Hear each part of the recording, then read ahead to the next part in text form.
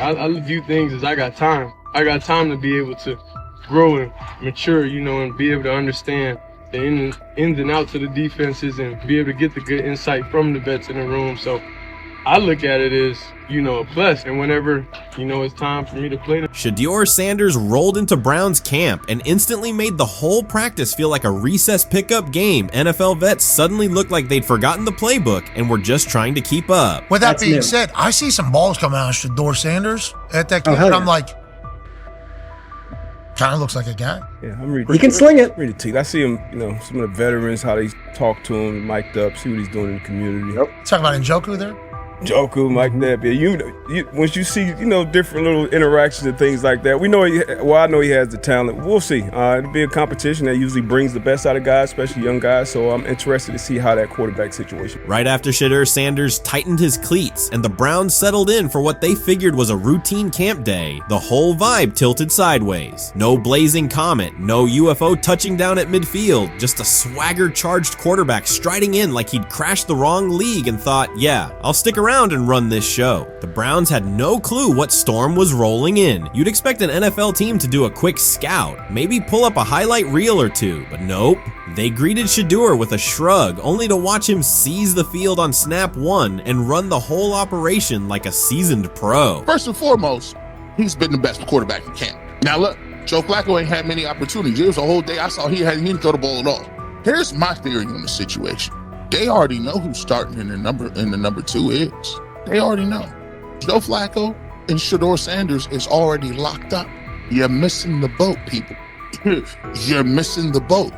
Your boy, Kenny Pickett and Dylan Gabriel, they're fighting. Shedeur didn't merely clock in, he hijacked the session. One moment he's loosening his arm, the next he's roasting veteran QBs like faded names on busted draft boards. Defensive coordinators everywhere had the same gut punch reaction. His pocket poise? Straight disrespectful. His timing? Psychic. And every pass left his hand like it was laser guided to its mark. While Shedeur Sanders was slicing up routes, the Browns secondary looked less like an NFL backfield and more like a gaggle of dads sprinting through a Saturday fun run. Big on enthusiasm, short on closing speed. Coaches fought the urge to slam the emergency horn. Players traded wide-eyed, "Are we serious?" stares, and someone even double-checked that a hidden camera crew wasn't about to pop out of the tunnel. But nope, this was pure Shedeur. Half cold-blooded surgeon, half highlight factory. He wasn't dropping a casual "I'm here," he was crafting a masterclass. From the first rep, the tempo changed. Shedeur Sanders accepted the snap with steady footwork, diagnosed the Browns' single high shell, and delivered a tight window seam route that forced the free safety to recover late. Throughout the period, he manipulated leverage with quick shoulder fakes, moved through full field progressions, and released on time from a balanced base, consistently putting the ball on his receiver's upfield shoulder. Cleveland's coverage struggled on multiple fronts. Safeties hesitated between deep half responsibilities and underneath support, creating voids at 15 to 20 yards. Cornerbacks and off-man were caught in trail position when Sanders used rhythm throws on 3-step drops, while those who tried press technique had their inside hand neutralized by his receivers' outside releases. Linebackers widened to match shallow crossers, leaving the middle hook unguarded for pivot routes and option digs. One corner attempted a line of scrimmage jam. Sanders immediately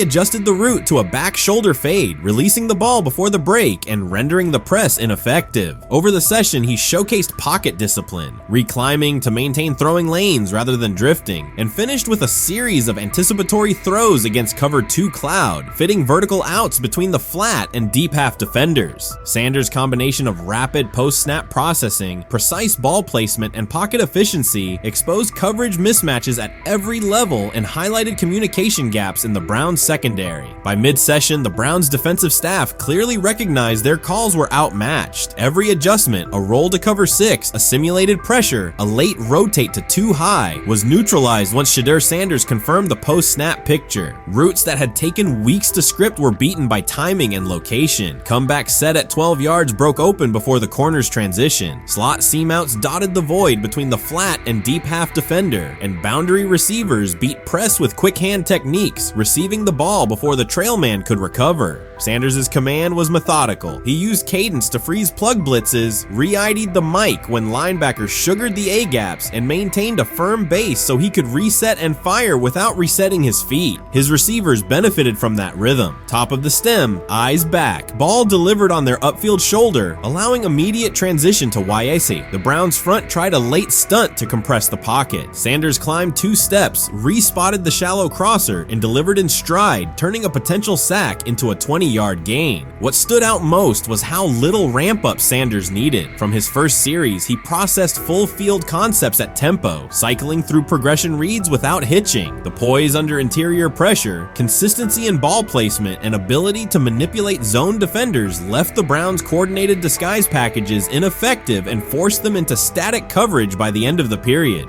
In short, Sanders' efficient mechanics, rapid processing, and anticipatory accuracy rendered Cleveland's defensive game plan ineffective at every level, from pre-snap disguise to post-snap spacing. Imagine there's many people that think Dylan Gabriel's a better quarterback than Shedeur Sanders. I don't care where they were drafted. If the Browns are the one team that thinks that, then I'm going to suspect it's not true. They don't know what listen, they're I've doing. been on every quarterback evaluation for 30 years. Right. I never root against anybody. Yeah. But I'd be surprised if Dylan Gabriel's ever a legitimate starting quarterback for the Cleveland Browns. I'd be surprised. I just don't think. Well, then it is a wasted pick because you took him in the top 100. Yeah, but potentially. Yeah. May get away with it because of Shedeur. An edge rusher chirped at Shedeur Sanders between snaps, hoping to shake his rhythm. On the very next play, Sanders answered with a 30-yard laser, a deep dig from the boundary side that split the single high safety and the trailing corner. He hit the top of a 5-step drop, kept a firm base, and delivered on time to the receiver's outside shoulder, turning what should have been a routine rep into a sudden change explosive. From that moment on, every coverage wrinkle the Browns tried, rotating from cover 3 to quarter half, flashing a Tampa 2 shell, mugging both A-gaps, was met with a precise counter. When corners pressed, Sanders adjusted the route to a back shoulder fade. When safeties widened, he checked to a glance post. When linebackers bailed, he found the running back on a delayed option out of the backfield. Even late simulated pressures couldn't move him off his spot. He simply climbed, reset his feet, and fired. As Cleveland's defenders rotated through checks, Sanders manipulated them with cadence and eye discipline. He froze weak side safeties long enough to create intermediate windows, then feathered the ball into those lanes before help could arrive. When the Browns finally dropped 7 and matched every route, Sanders tucked the ball and converted 2 separate 3rd and 6 situations on the ground, reminding everyone that his mobility is as calculated as his arm. By the end of the session, the defensive coordinator's call sheet looked obsolete. Sanders had neutralized blitz looks, exposed spacing issues in zone, and forced the unit into static base coverage just to survive the period. It wasn't a camp drill anymore. It was a clinic on timing, processing speed, and controlled aggression, delivered snap after snap by a quarterback who never needed a warm-up lap to own the field. They never planned on taking him. The problem is, like Ocho Cinco said, you got somebody that has endeared himself to the locker room. And guess what? The difference between him and Tim Tebow, the biggest one, is he can play. He can throw the ball. Tim Tebow running around being an H-back. He can throw the ball. And he's done everything he needs to do. He ain't saying nothing. He ain't rocking the boat. He ain't mad about the reps. He ain't mad about none of that. All the people out there want to see is this, like Tyler said earlier. We want to see what he can do with Jerry Jeudy. That's it. I want to see what he can do with David Njoku. I want to see him with Junkins. I want to see him with the first running backs. If you are cooking, if you are beating down the doors with the 3s and 4s, guess what? You deserve more. From the first team period on, Cleveland's secondary looked a step slow. A deep third safety hesitated on a post-snap rotation, leaving Shedeur Sanders free to climb the pocket and fire a 22-yard out that arrived before the defender could plant and drive. The supporting cast around him, players fighting for roster spots, not Pro Bowl invites, benefited from his command. Sanders used tempo to control the defensive front, altered protections at the line, and located throwing lanes so quickly that one receiver didn't register the catch until he crossed the goal line. As the Browns tried new personnel groups, coverage busts multiplied. Starters slipped out for hamstring stretches while rookies rotated in, only to find the ball arriving on their blind side before they'd completed a midpoint squeeze. On a later 3rd and long, Cleveland finally closed the interior rush lanes, compressing the pocket with 3 defenders. Sanders pivoted through the traffic, stepped into a narrow escape window, and, without resetting his shoulders, whipped a no-look pass to the boundary curl for a fresh set of downs. The throw turned a potential sack into an explosive play and left the coaching staff scrambling for answers. The people who are fascinated by Shedeur for whatever reason, whether it's his play, I guess, last year was kind of fun. If you're just like a guy who grew up like loving Deion Sanders and passed that love on down to your kids, I can see why you're like that. The one thing I will give them is you're looking at this quarterback room. If you're a fan of Shedeur and say, why can't he go beat Dylan Gabriel or Joe Flacco or Kenny Pickett? So I do understand that part of it, right? Because why not? Why couldn't he be the Brown starter in October or November? That looks like a quarterback room where everyone will get a chance to start. Many observers declared Deion Sanders was finished. They argued that his public style attracted unnecessary attention, that his health had deteriorated too far, and that his coaching career was approaching an abrupt conclusion. They misread his resolve. When speculation intensified, Sanders did not schedule a press conference or issue a formal statement. Instead, he released a short video recorded at his Texas home, walking alongside recording artist Lil Wayne. The footage established 2 facts. Although Sanders still walks with a limp, he remains active, and he intends to return to the sideline. Reports from USA Today and ESPN confirm that Sanders had temporarily left Colorado to recover from a significant, undisclosed medical condition. He lost 14 pounds and missed several summer practices, leading to widespread debate about his future. Unofficial sources suggested complications related to previous blood clot issues, but no official diagnosis was provided.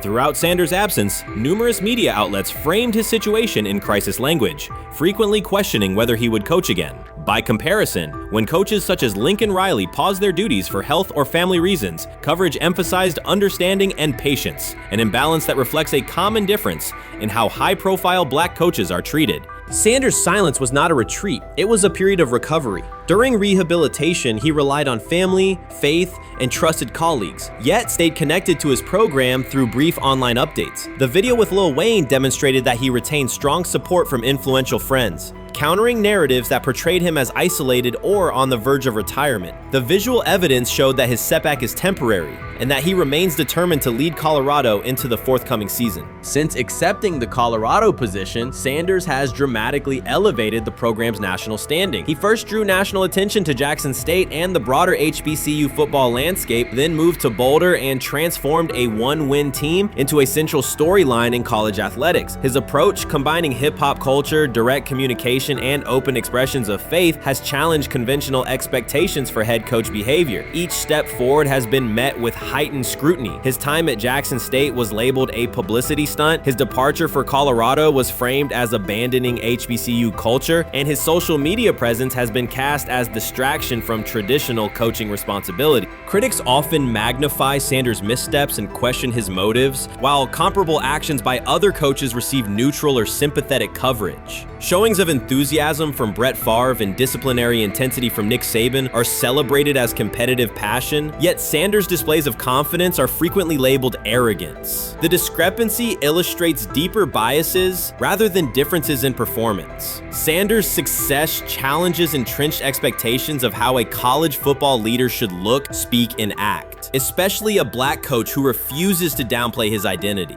During his convalescence, Sanders maintained close communication with his staff and athletes, reinforcing the standards he had established: discipline, accountability, and belief. The program's daily messaging continued to emphasize preparation and resilience, signaling that Sanders' influence persists even when he is away from campus. Athletes echoed his mantras during workouts, confirming that his leadership extends beyond physical presence. Sanders acknowledges the seriousness of his medical challenge, but has refused to let it define him. He has publicly discussed leaning on scripture and prayer, explaining that his purpose as a mentor, father, and coach extends beyond personal adversity. In that context, the video of him walking in the Texas sun was less a strategic media effort than a straightforward demonstration of continued commitment to his team and mission.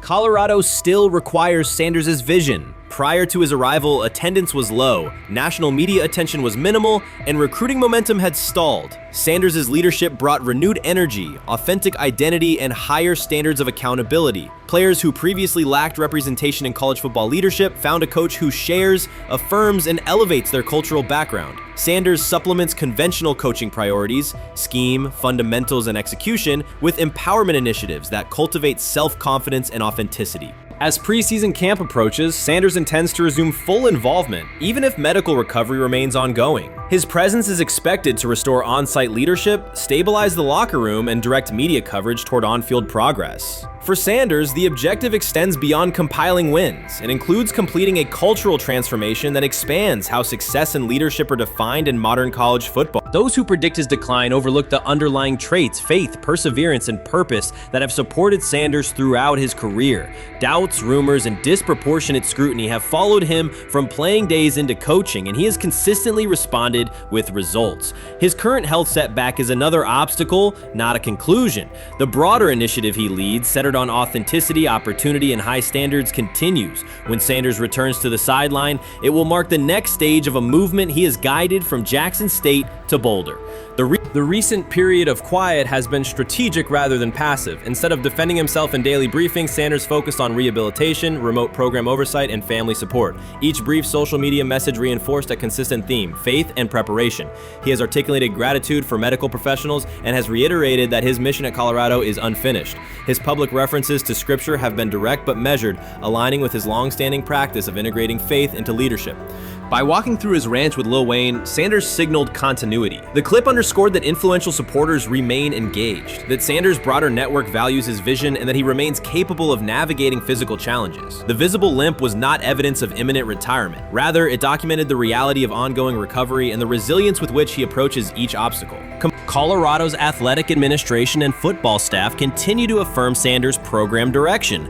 Recruitment communications cite his established record in fostering cultural relevance and national exposure. Prospective athletes respond to a coach who presents a transparent path to development, both on and off the field. Current players refer to Sanders' coaching points with clarity, citing specific drills and expectations that remain unchanged during his absence. These indicators demonstrate that the core structures Sanders implemented are functioning and that his return will be an amplification, not a restart. Criticism regarding Sanders' public persona often conflates media style with coaching substance. Analysis from opponents suggests that social media engagement dilutes football preparation, yet Sanders' staffs emphasize time management and delegation. Defensive and offensive coordinators handle in-game adjustments, while Sanders directs overall culture, recruitment, and leadership. He has articulated that visibility serves to amplify program accomplishments and enhance player opportunities, not replace strategic football planning.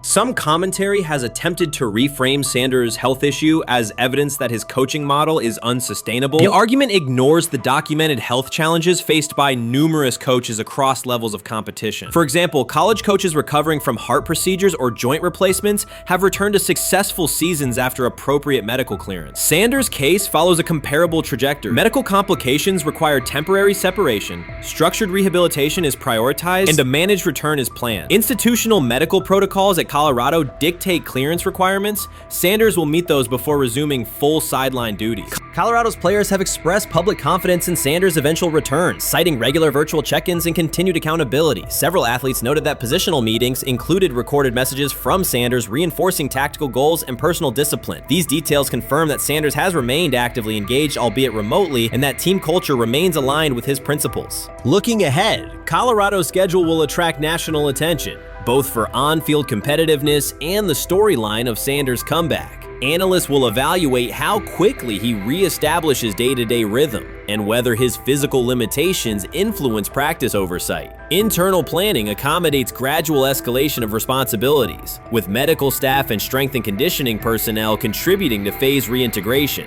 The broader significance of Sanders' return extends beyond Colorado. His visibility continues to challenge prevailing narratives about leadership styles and pathways in college athletics. By prioritizing authenticity, open articulation of faith, and cultural expression, Sanders offers a contrasting template to more conventional models. His eventual recovery and sideline presence will reinforce the argument that diverse leadership profiles can succeed in elite collegiate competition. In summary, rumors of Deion Sanders' coaching demise were premature. Verified Inside reports confirm a substantial but temporary medical setback. He used the time away to focus on health, sustain program engagement, and rely on a support system anchored in family, friends, and faith. His recent public appearance demonstrated active recovery and reaffirmed his intention to resume leadership in Boulder. The forthcoming season will test Colorado on the field, but it will also underscore the durability of Sanders' vision, one that combines competitive ambition with cultural resonance. Observers who continue to question his longevity overlook the resilience and purpose that have defined his career. Sanders' return is imminent, and the movement he leads remains intact. I'm about to unleash about Shedeur Sanders. I just watched what happened to Shedeur Sanders in the Cleveland Browns' third and final preseason game. And I'm outraged, I'm sickened, and I'm saddened. By the way, Shedeur continues to be treated in the National Football League now by those sorry-ass Browns and sorry-ass Kevin Stefanski. The Cleveland Browns are once again mishandling a promising quarterback. Skip Bayless criticized the organization for failing to develop Shedeur Sanders and for misusing his skill set. He argued that the team's decisions are undermining Sanders' progress and turning a major investment into a cautionary example. Bayless pointed to inconsistent usage, questionable play calling, and a lack of clear direction as key issues limiting Sanders. He said the Browns need a defined development plan and stronger support if they expect Sanders to succeed. Skip Bayless delivered a direct, critical assessment this week. After seeing Shedeur Sanders in a Browns uniform, he argued that Cleveland is mishandling the quarterback and undermining his development. Bayless said the team's approach shows poor planning and inadequate support around Sanders. He dismissed excuses about strategy and emphasized the need for better coaching, deployment, and protection. In his view, the Browns are setting themselves up for problems before the season begins unless they establish a clear plan for Sanders. Given the team's recent decisions, his reaction is understandable. Cleveland has a history of inconsistent quarterback development. Shedeur Sanders is a premium prospect, the son of a Hall of Famer, a proven college performer, and a widely recognized figure. The organization should prioritize his reps, protection, and a clear development plan, not place him behind Dillon Gabriel as if he were a secondary option. But I'm going to answer this question by saying Shedeur Sanders, and I'm going to tell you why. I think he's being set up to fail. That's right, I'm going to say it. Okay. Here we are on national television, right? There's been 11 practices, if I remember correctly. He's been starting against, he's been playing against the third unit. He's fourth on the depth chart. And then suddenly you throw him into the start line, and he hasn't had any reps for the first team at all. Think about that. So you're just going to throw him to the wolves like that, huh? I mean, you know, if he had first team snaps in practice. Yet here we are. Cleveland has one of the most publicized prospects and is handling him like a depth piece. The broader issue is the franchise's long record of quarterback instability and inconsistent development. That history colors every move they make. When the Browns draft a quarterback, fans don't anticipate a long-term answer. They brace for another reset. Shedeur Sanders should be treated as a priority, not as an afterthought behind Dillon Gabriel. Let's give him a chance. Let's give him a chance with the play calling. You know you have an offensive line that isn't playing that well.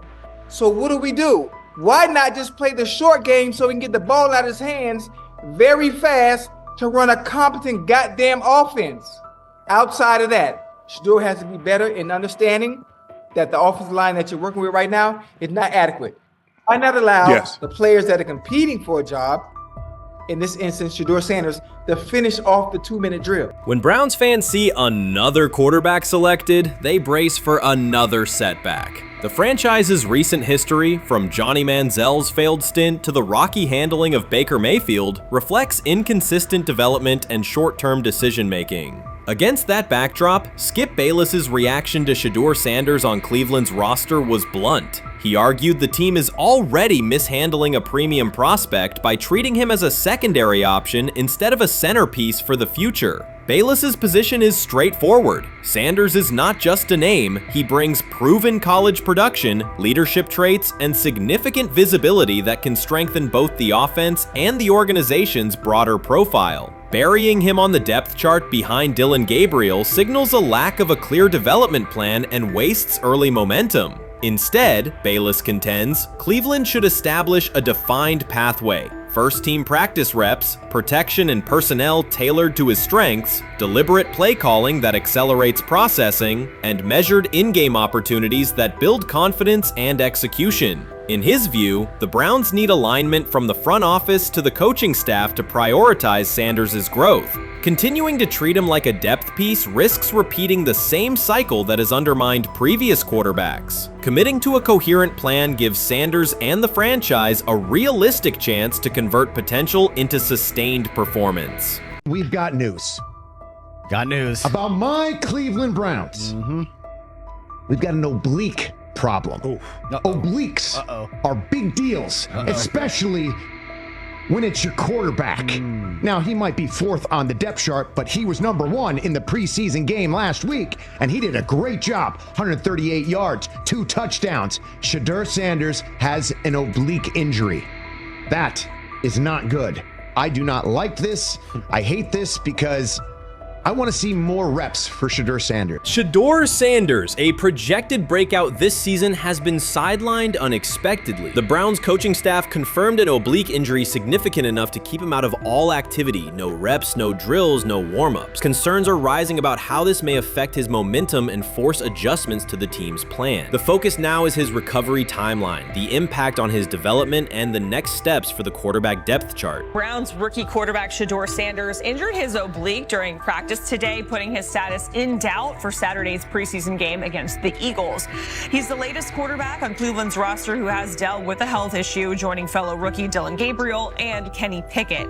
Sanders, who is trying to fight his way up the Browns' depth chart, started the preseason opener last week and threw to practice. So how concerning is this for Shedeur as he is trying to, again, make his way up the depth chart, be QB2, potentially QB1 in the future? Dillon Gabriel taking Shedeur Sanders' QB1 spot after Sanders suffers an oblique injury is more than a roster change. It signals the staff is choosing urgency over efficiency. You do not replace a quarterback operating near a 70% completion rate with one coming off a 32% outing unless the decision is driven by desperation or poor evaluation. That is not strategy, it is avoidable loss of production. The impact on accuracy, timing, and drive sustainability is clear, and the difference is apparent to anyone watching. Well, here's what we know. I mean, after practice, Kevin Stefanski, the head coach of the Cleveland Browns, was not available to the media, but I did talk to him on the field as the players were coming off, and he told me that Shedeur Sanders complained of oblique soreness during the warm-ups this morning. Shedeur Sanders' absence isn't just a gap in the lineup, it's a setback for the entire offense. He thrives under pressure and makes throws others won't attempt. When he's healthy, every pass has intent, every drive has rhythm, and opposing defenses know they're in for a long day. Replace him with Dillon Gabriel and the defense senses an opening. Corners press tighter, safeties cheat down, and linebackers blitz more aggressively because they don't expect the same timing, velocity, or accuracy. Yes. I mean, yeah, I'm a fan. I'm not even going to try to hide it. Rich gets You guys are fans. Like, you guys talk about the Cleveland Browns quite a bit. Yeah, it's almost annoying to me. It aggravates people. Like, people don't like the fact that Rich talks a lot about They must love Shedeur. I'm here. But it's like, you know, you have a friend, and that friend's child is following in the family's footsteps.